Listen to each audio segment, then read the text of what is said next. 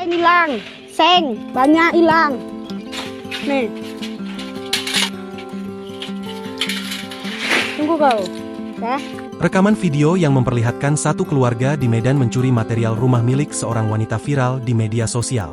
Rekaman video aksi tak terpuji satu keluarga itu salah satunya diunggah ulang oleh akun Instagram Interaktive, Rabu, 28 Agustus 2024. Tampak dalam video yang direkam dan dibagikan wanita pemilik kontrakan itu, satu keluarga tersebut tengah sibuk mengangkut material-material rumah sang pemilik kontrakan. Mereka bahkan melakukan aksi pencurian itu di depan sang pemilik kontrakan langsung. Sementara itu dikutip dari keterangan unggahan tersebut, wanita pemilik kontrakan bercerita jika satu keluarga tersebut tak hanya mencuri material-material rumah, mereka bahkan sampai menghancurkan rumah tersebut.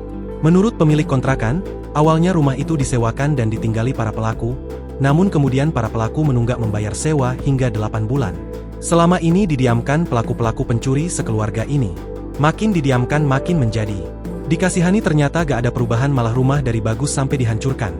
Uang sewa rumah juga gak pernah dibayar dan nunggak 8 bulan, tulis pengunggah.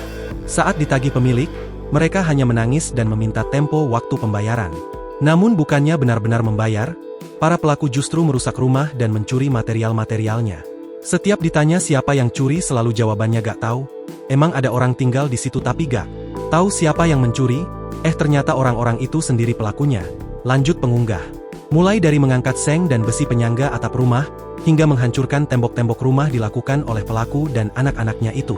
Rumah yang sebelumnya bagus dan siap dihuni itu pun akhirnya tak karuan lagi, kotor hingga tak layak ditinggali lagi.